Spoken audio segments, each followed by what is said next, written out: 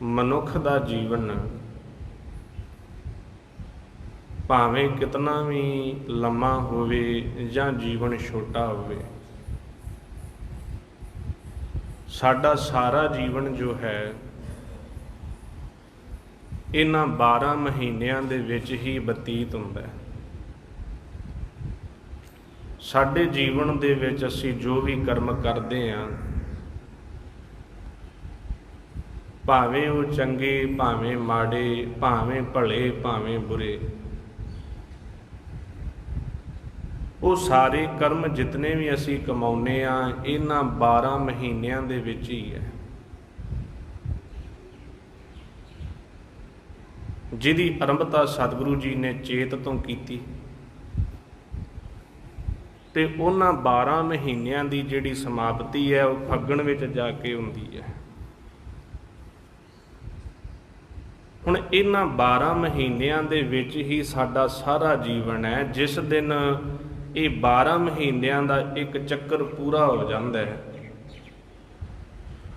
ਉਸ ਦਿਨ ਅਸੀਂ ਮੰਨਦੇ ਹਾਂ ਕਿ ਇੱਕ ਸਾਲ ਹੋ ਗਿਆ ਹੈ। ਅਸੀਂ ਸਾਲ ਗ੍ਰਾਹ ਵੀ ਮਨਾਉਂਦੇ ਹਾਂ, ਵਰੇ ਗੰਢ ਵੀ ਮਨਾਉਂਦੇ ਹਾਂ, ਇਹ 12 ਮਹੀਨਿਆਂ ਦੇ ਆਧਾਰ 'ਤੇ ਮਨਾਉਂਦੇ ਹਾਂ। ਜਿੱਦਣ 12 ਮਹੀਨੇ ਪੂਰੇ ਹੋ ਗਏ, ਇੱਕ ਵਰੇ ਗੰਢ ਮਨਾਈ, ਇੱਕ ਸਾਲ ਗ੍ਰਾਹ ਮਨਾਈ, ਇੱਕ ਜਨਮ ਦਿਨ ਮਨਾਇਆ, ਇੱਕ ਬਰਸ਼ੀ ਮਨਾਈ, ਬੜਾ ਕੁਝ ਕਰਦੇ ਹਾਂ ਆਪਾਂ। ਹੁਣ ਆਪਾਂ ਕਦੇ ਖਿਆਲ ਨਹੀਂ ਕਰਦੇ ਵੀ ਜਿਹੜਾ ਅੱਜ ਅਸੀਂ ਦਿਨ ਮਨਾਇਆ, ਜਿਵੇਂ ਅੱਜ ਭਾਦਰੋਂ ਦੀ ਸੰਗਰਾਂਦ ਹੈ, ਤੇ ਜੇ ਆਪਾਂ ਗੁਰੂ ਨਾਨਕ ਦੇ ਸਿਧਾਂਤ ਦੇ ਅਨੁਸਾਰ ਚੱਲੀਏ, ਆ ਥੋੜੀ ਆਵਾਜ਼ ਕਰਿਓ, ਜੇ ਸਤਿਗੁਰੂ ਗੁਰੂ ਨਾਨਕ ਸਾਹਿਬ ਮਹਾਰਾਜ ਜੀ ਦੇ ਸਿਧਾਂਤ ਦੇ ਮੁਤਾਬਕ ਚੱਲੀਏ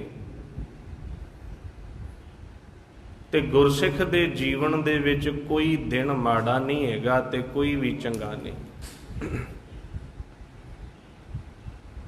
ਹੁਣ ਆਪਾਂ ਗੁਰੂ ਘਰ ਦੇ ਵਿੱਚ ਅਕਸਰ 3 ਦਿਨ ਮਨਾਉਂਦੇ ਆ। ਇੱਕ ਸੰਗਰਾਂਦ ਦਾ ਦਿਹਾੜਾ ਹੈ, ਦੂਜਾ ਆਪਾਂ ਮਨਾਉਂਦੇ ਆ ਇੱਕ ਮੱਸਿਆ ਦਾ ਦਿਹਾੜਾ, ਉਹ ਵੀ ਗੁਰੂ ਘਰਾਂ ਵਿੱਚ ਮਨਾਇਆ ਜਾਂਦਾ ਹੈ। ਤੀਜਾ ਆਪਾਂ ਗੁਰੂ ਘਰਾਂ ਦੇ ਵਿੱਚ ਇੱਕ ਪੁੰਨਿਆਂ ਦਾ ਦਿਹਾੜਾ ਵੀ ਮਨਾਉਂਦੇ ਆ, ਜਿੱਦਣ ਪੂਰਨਮਾਸੀ ਹੁੰਦੀ ਹੈ। ਕਈ ਗੁਰੂ ਘਰਾਂ ਵਿੱਚ ਉਦੋਂ ਵੀ ਦੀਵਾਨ ਲੱਗਦੇ ਆ।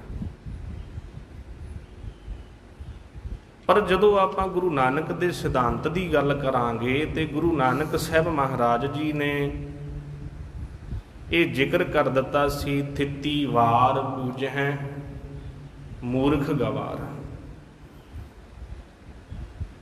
ਸਤਿਗੁਰੂ ਕਹਿੰਦੇ ਜਿਹੜੇ ਥਿਤੀਆਂ ਤੇ ਵਾਰਾਂ ਦੀ ਪੂਜਾ ਕਰਦੇ ਨੇ ਉਹਨਾਂ ਨੂੰ ਸਤਿਗੁਰੂ ਜੀ ਨੇ ਮੂਰਖ ਤੇ ਗਵਾਰ ਦੱਸ ਦਿੱਤਾ। ਹੁਣ ਜੇ ਆਪਾਂ ਮੱਸਿਆ, ਸੰਗਰਾਂਦ ਤੇ ਪੁੰਨਿਆਂ ਦੀ ਗੱਲ ਕਰੀਏ ਤੇ ਇਹ ਵੀ ਇੱਕ ਥਿਤੀਆਂ ਹੀ ਨੇ। ਏਕਮ ਤੋਂ ਸ਼ੁਰੂ ਹੁੰਦੀਆਂ, ਏਕਮ, ਦੂਜ, ਤੀਜ, ਚਤੁਰਥੀ, ਪੰਚਮੀ, ਖਸ਼ਟਮੀ, ਸਪਤਮੀ, ਅਸ਼ਟਮੀ, ਨਵਮੀ, ਦਸਵੀਂ, ਫਿਰ ਇਕਾਦਸ਼ੀ, ਦੁਆਦਸ਼ੀ, ਤਰੋਦਸ਼ੀ, ਚੌਦਸ਼ੀ, ਫਿਰ ਪੁੰਨਿਆ ਜਾਂ ਸੰਗਰਾਂਦ, ਵਾਹਿਗੁਰੂ ਮੱਸਿਆ। ਇਹ 15 ਥਿੱਤਾਂ ਨੇ। ਔਰ ਗੁਰੂ ਗ੍ਰੰਥ ਸਾਹਿਬ ਮਹਾਰਾਜ ਜੀ ਦੀ ਬਾਣੀ ਦੇ ਵਿੱਚ ਬੜੀ ਕਮਾਲ ਦੀ ਸਤਿਗੁਰੂ ਨੇ ਬਖਸ਼ਿਸ਼ ਕੀਤੀ ਹੈ। ਕੇਵਲ 12 ਮਹੀਨਿਆਂ ਦੀ ਬਾਣੀ ਹੀ ਨਹੀਂ ਗੀ, ਗੁਰੂ ਗ੍ਰੰਥ ਸਾਹਿਬ ਮਹਾਰਾਜ ਜੀ ਦੀ ਬਾਣੀ ਦੇ ਵਿੱਚ 7 ਵਾਰਾਂ ਦਾ ਵੀ ਜ਼ਿਕਰ ਹੈ, ਜਿਹੜੇ ਆਪਾਂ ਐਤਵਾਰ, ਸੋਮਵਾਰ, ਮੰਗਲਵਾਰ, ਬੁੱਧਵਾਰ, ਵੀਰਵਾਰ, ਸ਼ੁੱਕਰਵਾਰ, ਸ਼ਨੀਵਾਰ ਤੱਕ ਗਿਣਦੇ ਹਨ। ਸਤਿਗੁਰੂ ਜੀ ਨੇ ਇਹਨਾਂ 7 ਵਾਰਾਂ ਦਾ ਵੀ ਜ਼ਿਕਰ ਕੀਤਾ ਹੈ। ਤੇ ਅੱਗੇ ਫਿਰ 7 ਵਾਰ ਹੀ ਨਹੀਂ, 15 ਥਿੱਤਾਂ ਜਿਹੜੀਆਂ ਨੇ, ਏਕਮ, ਦੂਜ, ਤੀਜ, ਚਤੁਰਥੀ, ਪੰਚਮੀ, ਖਸ਼ਟਮੀ, ਸਪਤਮੀ, ਅਸ਼ਟਮੀ, ਨਵਮੀ, ਦਸਵੀਂ, ਇਹਨਾਂ ਥਿੱਤਾਂ ਦਾ ਵੀ ਜ਼ਿਕਰ ਹੈ ਗੁਰੂ ਗ੍ਰੰਥ ਸਾਹਿਬ ਦੀ ਬਾਣੀ ਵਿੱਚ। ਬਾਣੀ ਵਿੱਚ ਸਤਿਗੁਰੂ ਨੇ ਇਹਨਾਂ ਦਾ ਜ਼ਿਕਰ ਵੀ ਕੀਤਾ ਹੈ। ਚਲੋ ਇਹ ਤੇ ਬਹੁਤ ਵੱਡੇ ਨੇ, 7 ਦਿਨ ਹੋ ਗਏ, 12 ਮਹੀਨੇ ਹੋ ਗਏ, 15 ਥਿੱਤਾਂ ਹੋ ਗਈਆਂ। ਤੇ ਜਦੋਂ ਬਾਣੀ ਗੁਰੂ ਗ੍ਰੰਥ ਸਾਹਿਬ ਦੀ ਪੜ੍ਹੋਗੇ ਨਾ, ਤੇ ਗੁਰੂ ਗ੍ਰੰਥ ਸਾਹਿਬ ਨੇ ਜਿਹੜਾ ਇੱਕ ਦਿਨ ਦੇ ਵਿੱਚ 8 ਪਹਿਰ ਹੁੰਦੇ ਨੇ ਨਾ, इन्हां 8 पैरां दा भी जिक्र किया। इन्नी बरीकी दे नाल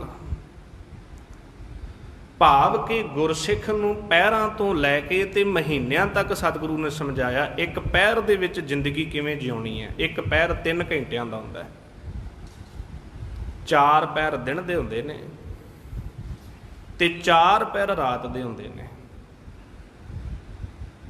सतगुरु ने सानू एक पैर दे लई भी कला नहीं छड्डिया, उत्थे भी अपना सिद्धांत नाल दिता है।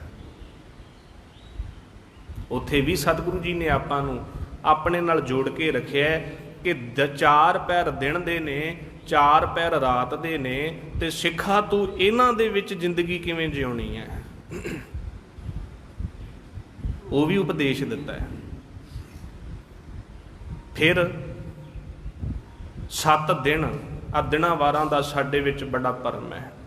ऐतवार ये नहीं करना चाहिए, सोमवार ये नहीं करना चाहिए।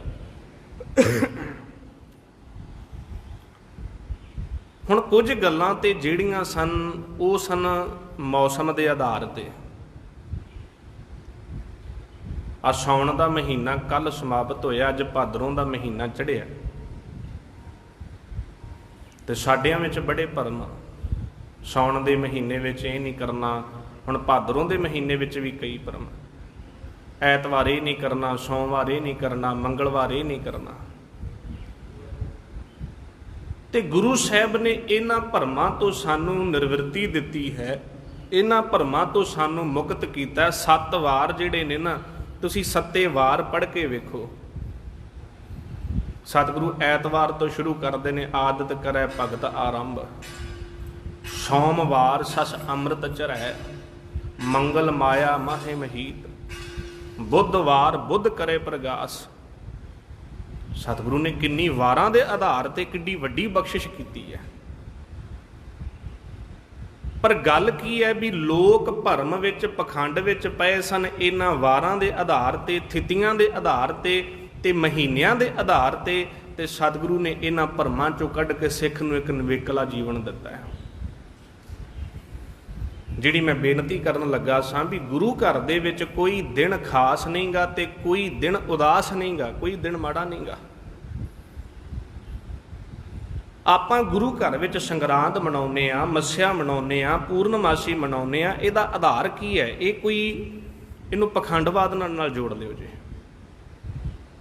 कईयां दे विच अज भी साडे ना भरम है। मस्या वाले दिन जी असीं हल नहीं वाहुंदे, खेतां विच ट्रैक्टर नहीं लैके जांदे। वो कहंदे जी मस्या वाले दिन अज कईयां दे विच हैगा जी, असीं हल नहीं वाहुंदे। क्यों नहीं वाहुंदे? साडे वड्ड वडेरे नहीं सन वाहुंदे। वो एक भरम बन के बह गया। वड्ड वडेरे क्यों नहीं सन वाहुंदे? संगरांद वाले दिन असीं कोई काम नहीं करदे जी। क्यों नहीं करदे? साडे वड्ड वडेरे नहीं सन करदे। हुण वड्ड वडेरे क्यों नहीं सन करदे? उन्हां दी सोच की सी वो ते आपां पता नहीं कीती। पर आपां एक डर बना लिया भी जे मस्या वाले दिन आपां बलद खेतां विच लै गए ते बलद दी लत्त टुट जानी है। जे मस्या वाले दिन आपां ट्रैक्टर खेतां विच लै गए ते ट्रैक्टर दा कोई ना कोई नुकसान हो जाना, साडा नुकसान हो जाना। वो भरम बन गया साडे मन विच। हुण इहदे मगरली सच्चाई की सी, वो मैं तुहानूं अज बेनती करदा वां। ਪਹਿਲਾਂ ਜਿਹੜੀ ਸਾਡੀ ਆਵਾਮ ਸੀ ਭਾਰਤ ਦੇਸ਼ ਦੀ, ਉਹ ਬਹੁਤੀ ਕੋਈ ਪੜ੍ਹੀ ਲਿਖੀ ਨਹੀਂ ਸੀ। ਥੋੜਾ ਜਿਹਾ ਧਿਆਨ ਨਾਲ ਮੇਰੀ ਬੇਨਤੀ ਨੂੰ ਸਮਝਿਓ ਜੀ। ਸਾਡੇ ਭਾਰਤ ਦੇਸ਼ ਦੀ ਆਵਾਮ ਜਿਹੜੀ ਹੈ ਪਹਿਲਾਂ ਕੋਈ ਬਹੁਤੀ ਪੜ੍ਹੀ ਲਿਖੀ ਨਹੀਂ ਸੀ। ਆ ਤੇ ਚਲੋ ਆ ਸਾਨੂੰ ਦਿਨਾਂ ਵਾਰਾਂ ਦਾ ਪਤਾ ਕਦੋਂ ਲੱਗਾ, ਅੱਜ ਤਰੀਕ ਕਿੰਨੀ ਹੈ, ਜਦੋਂ ਅੰਗਰੇਜ਼ ਸਰਕਾਰ ਆਈ। ਆਪਾਂ ਭਾਵੇਂ ਜੋ ਮਰਜ਼ੀ ਕਹੀਏ ਨਾ ਜੀ, ਵਿਦਿਆ ਦੇ ਵਿੱਚ ਬੜਾ ਇਜ਼ਾਫਾ ਹੋਇਆ ਸੀ ਅੰਗਰੇਜ਼ਾਂ ਦੇ ਆਉਣ ਨਾਲ। विद्या का स्तर जिहड़ा सी ना भारत का बहुत चुक्या गया। नहीं तो कित्थे जी पिंडां विच किसी नूं ये नहीं सी पता हुंदा जी महीना किहड़ा चलदा पिया है। जे महीने का पता हुंदा सी ते वार ते किसी विरले नूं पता हुंदा सी अज वार किहड़ा है। ये ते अंग्रेज़ां दे आउण तो बाद कैलेंडर बने जिहड़े घर घर विच पहुँच गए। उन्होंने भावें इंग्लिश तरीकां दे आधार ते पहुँचाए, अपना मकसद उन्होंने दूजा रखिया सी। पर इन्ना कि जी विद्या का दायरा जिहड़ा कुछ वधिया ते लोग कुछ विद्वान बने। उस तो पहलां सानू 3 चीज़ां पता हुंदियां सन, मस्या किदण है, पुन्निया किदण है ते संगरांद किदण है। ਉਹਦੇ ਦੇ ਆਧਾਰ ਤੇ ही लोकी सारा काम करते सी। मस्या तो 4 दिन पहला ਜਾਂ मस्या तो 5 दिन बाद, पुन्निया तो 2 दिन पहला ਜਾਂ पुन्निया तो 2 दिन बाद, संगरांद तो 4 दिन पहला ਜਾਂ संगरांद तो 4 दिन बाद। ये निशानियां इस तरह चलदियां सन पहला। ते गुरु घर जिहड़े सन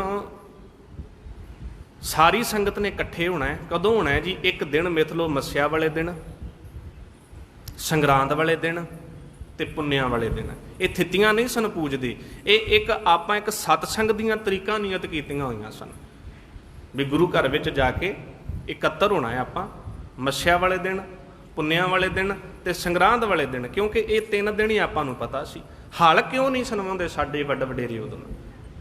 क्योंकि अज गुरु घर जाना है, अज हल नहीं वाउणा। कोई भरम नहीं सी भी अज बलद की लत्त टुट जाएगी, अज फाले टुट जाणगे जां हल टुट जाएगी। इदां दी कोई गल नहीं सी। गल ये सी भी अज गुरु घर जाना है, नियत कीता हुंदा सी भी पुन्निया वाले दिन जां मस्या वाले दिन जां संगरांद वाले दिन। क्योंकि बहुतियां तरीकां पता नहीं सन। अज दे दिन आपां गुरु घर जाना है, अज दे दिन जाके सतसंगत करनी है, अज दिन जाके गुरु घर सेवा करनी है। अज हल नहीं आउणा, अज कोई काम नहीं करना, क्योंकि सतसंगत करन जाना है। पहला लोग अक्सर कहते सी सतसंग लगना है, पिंडां दे विच अज भी कहते आ। हुण आपां दीवान शब्द वरतदा भी दीवान लगना है। दीवान ते चलो अज शब्द ते बहुत पुराना है, पर पहला आम प्रचलित शब्द सी सतसंग लगना है। तो लोग कहते सी भी मस्या वाले दिन सतसंग लगता है, पुन्निया वाले दिन सतसंग लगता है, संगरांद वाले दिन सतसंग लगता है। तो आपां गुरु घर विच जाना है, आपां अज कोई काम नहीं करना, अगे पिछे अपना घर का ही काम करते हैं। तो अक्सर बुलारे कहते आपां सुने आ, साध संगत तुसी अपने घरां दे कम्मां काजां नूं संकोच के आए हो। इस बुलारे कहते हुंदे सी पहला भी साध संगत तुसी अपने घरां दे कम्मां काजां नूं संकोच के आए हो। संकोच के आए हो मतलब काम ते तुहाडा हैगा सी, अज तुसी मस्या जानी, संगरांद जानी जां पुन्निया जानी, ते तुसी अपना काम संकोच दिता ते गुरु घर आए हो। आ रीजन सी। अज भी गुरु घर दे विच आपां वेखदे हां मस्या ते संगरांद ते बहुत संगत जुड़दी। अज नानक माता साहब अक्सर चलो रोजाना ही लड़ीवार गुरबाणी की कथा करी दी है, अज आपां 12 माह की करनी है। रोजाना इन्नी संगत नहीं होंदी जिन्नी अज है। क्यों आए आपां? चलो जी अज संगरांद है, गुरु चरणों में जाके नमस्कार करके आइए। एक साडी पुरानी वड्ड वडेरियां तो रवायत चलदी आउंदी है, ये कोई भरम नहीं गा। बाकी ये नहीं भी आपां अज नहीं आए तो कल आ गए तो गल ही नहीं बननी। गुरु घर दे विच ते सिख रोज़ आवे तो रोज़ उन्नियां ही बख्शिशां ने। ये नहीं भी संगरांद वाले दिन ज़्यादा तो मस्या वाले दिन ज़्यादा।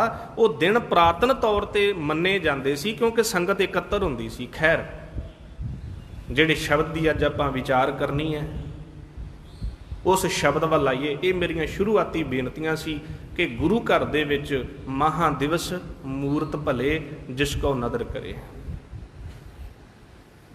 हुण 12 महीनों में साडा जीवन है, शब्द विचार वाल आपां आईए।